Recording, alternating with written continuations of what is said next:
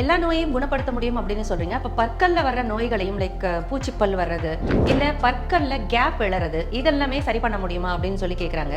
Clip போடாம இல்ல பூச்சிப்பல்லை வந்து தூக்கி தூர போடாம பூச்சிப்பல் அப்படிங்கிறது பரவும் அப்படிங்கிறாங்களே, பக்கத்தில் இருக்க பல்லுக்கும் பரவும் அப்படிங்கிறாங்களே, அந்த மாதிரியான நிகழ்வுகள்லாம் இல்லாமல் இது சீர் பண்ண முடியுமா அப்படின்னு சொல்லி கேட்டிருக்காங்க. பொதுவாகவே இந்த யூஸ் அண்ட் த்ரோ அப்படிங்கிற மெட்டீரியலே வந்து நம்மளோட எந்த ஒரு உடல் உறுப்புக்கும் தேவையில்லாத ஒரு விஷயம்.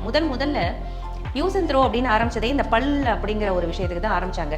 பற்கல்ல பூச்சிப்பல் வந்துருச்சா அதை பிடுங்கி தூர போட்டுடணும், இல்லைன்னா அது பரவும் அப்படிங்கிற மாதிரியான ஒரு கட்டுக்கதைகளை இல்லை வந்து ஒரு மூட நம்பிக்கையை பரப்புனது அப்படின்னு தான் நாங்கள் சொல்லுவோம். பற்கல்ல ஒரு பூச்சிப்பல் வருது அப்படின்னா அதுவுமே உடல் உள்ளுறுப்புகள்ல வரப்போகிற நாளைக்கு, பிற்காலத்துல வரப்போகிற நாளைக்கு அப்படின்னா நாளைக்கு காலையில் எழுந்திரிச்சோன்னே அப்படின்ற ஒரு மனச்சிக்கலுக்குள்ள மாட்டிக்காதீங்க.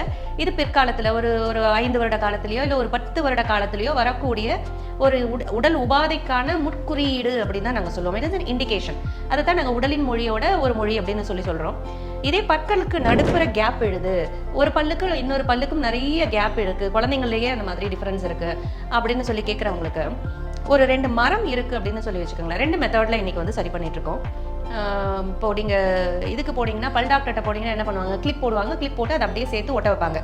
கிளிப் போடும்போது அது கொஞ்சம் கொஞ்சமாக நகர்ந்து பக்கத்தில் வந்துடும். ஒரு 6 மாத காலமோ ஒரு 3 மாத காலமோ அதுக்கப்புறம் அந்த கிளிப்பை ரிமூவ் பண்ண சொல்லுவாங்க. இதுதான் நார்மல் ப்ரொசீஜர் நடக்குது இல்லையா?